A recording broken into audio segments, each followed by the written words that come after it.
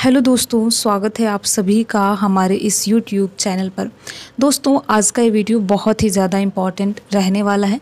अगर आप assistant professor बनना चाहते हैं या आप पीएचडी कर रहे हैं और आगे सोच रहे हैं कि हम आगे चल के असिस्टेंट प्रोफेसर जॉब के लिए अप्लाई करेंगे, तो ये वीडियो आपके लिए है। आप इस वीडियो को अंत तक ज़रूर देखिएगा और देखने के साथ साथ अपने यार दोस्त मित्र को भी ज़रूर शेयर कीजिएगा जो कि असिस्टेंट प्रोफेसर बनना चाहते हैं। तो यहाँ पर आप देख सकते हैं कि असिस्टेंट प्रोफेसर बनना अब और भी इजी हो गया है पहले के मुकाबले। ऐसा क्यों यहाँ पर लिखा गया है, इसकी बात हम आज की इस वीडियो में करेंगे। तो देखिए, इसलिए आप वीडियो को अंत तक ज़रूर देखिएगा और देखने के साथ साथ अपने यार दोस्त मित्र को भी शेयर कीजिएगा।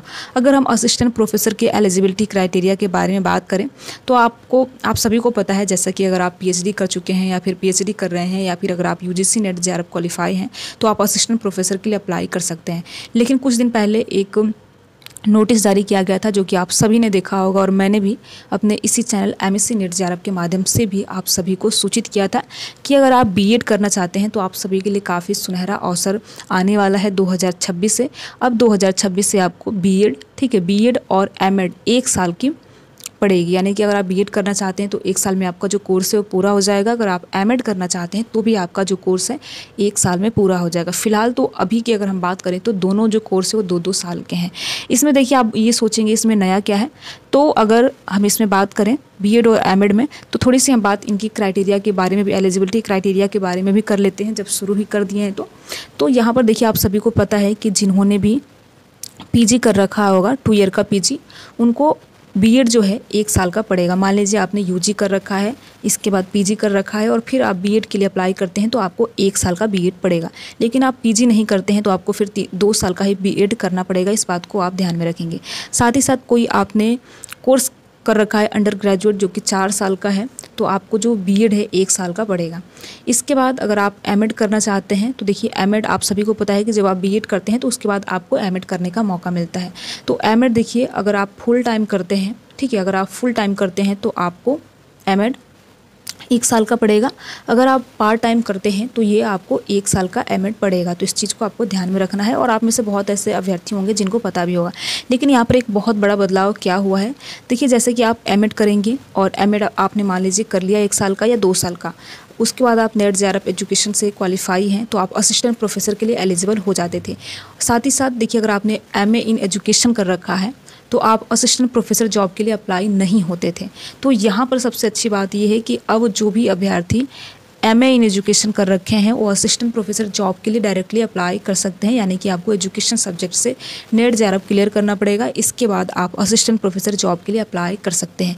पहले ऐसा नहीं था, इस बात को आपको ध्यान में रखना है। रिसेंटली ये चेंज हुआ है तो ये काफ़ी जिन्होंने भी एमएड कर रखा है वो तो भरेंगे ही भर सकते हैं, असिस्टेंट प्रोफेसर के जॉब के लिए अप्लाई कर ही सकते हैं। बाकी जिन्होंने एमए इन एजुकेशन कर रखा है उन अभ्यर्थियों के लिए यहाँ पर बहुत ही सुनहरा अवसर आने वाला है कि अगर आपने एमए इन एजुकेशन कर रखा है तो आप डायरेक्टली असिस्टेंट प्रोफेसर जॉब के लिए अप्लाई कर सकते हैं, चाहे राज्य विश्वविद्यालय में चाहे केंद्रीय विश्वविद्यालय में। तो एक बहुत बड़ा बदलाव है जिसकी ऑफिशियल जानकारी भी दी गई है कि अगर आप एमए इन एजुकेशन कर रखे हैं तो आप असिस्टेंट प्रोफेसर जॉब के लिए अप्लाई कर सकते हैं। बट पहले ऐसा नहीं था। पहले ये था कि आप एमए इन एजुकेशन किए हैं तो भी आपको एमएड करना पड़ेगा, लेकिन अब ऐसा नहीं है। तो ये काफ़ी अच्छी खबर है उन अभ्यर्थियों के लिए जिन्होंने एमए इन एजुकेशन किया है, यानी कि आपने अपनी जो पीजी है वो एजुकेशन सब्जेक्ट से किया है। बीएड ना करके आप अपनी पीजी एजुकेशन सब्जेक्ट से अगर आपने किया है और नेट जेआरएफ क्वालिफाई हैं तो आप असिस्टेंट प्रोफेसर जॉब के लिए अप्लाई कर सकते हैं। साथ ही साथ देखिए, आप में से बहुत ऐसे अभ्यर्थी हैं जो कि इंतज़ार कर रहे हैं कि कब बीएड 1 साल का होगा, कब एमएड 1 साल का होगा। इसकी भी चर्चा कर ही लेते हैं। अगर हम बात करें कि किस सत्र से लागू होगा तो ये 2026 से आपको 1 साल का 1 वर्षीय बीएड और 1 वर्षीय एमएड आपको देखने को मिलेगा 2026 से।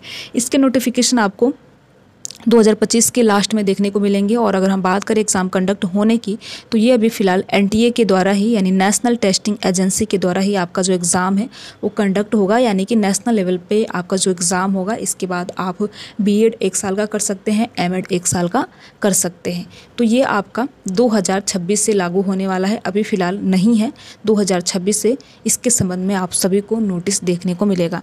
तो काफ़ी अच्छी खबर है। देखिए, जो भी अभ्यर्थी एजुकेशन विषय से पीजी कर रहे हैं या फिर एमए कर रहे हैं, उनके लिए काफ़ी अच्छी खबर है कि अब आपको एमएड करने की ज़रूरत नहीं है। अगर आप एमए इन एजुकेशन है तो भी आप असिस्टेंट प्रोफेसर की जो वैकेंसी आती है उसको अप्लाई कर सकते हैं। शर्त ये है कि आपका जो नेट जेआरएफ है, आप सभी को पता है कि नेट जेआरएफ आपका क्वालिफाई होना चाहिए। तो एक बहुत बड़ा अपडेट है और काफ़ी अच्छी खबर है जिन्होंने भी एमए इन एजुकेशन कर रखा है। ठीक है, तो देखिए इस वीडियो के माध्यम से आपको यही जानकारी देनी थी। इस वीडियो की अगर आपको जानकारी अच्छी लगी हो तो आप वीडियो को ज़रूर लाइक कीजिएगा और लाइक करने के साथ साथ अपने यार दोस्त मित्र को भी शेयर ज़रूर कीजिए।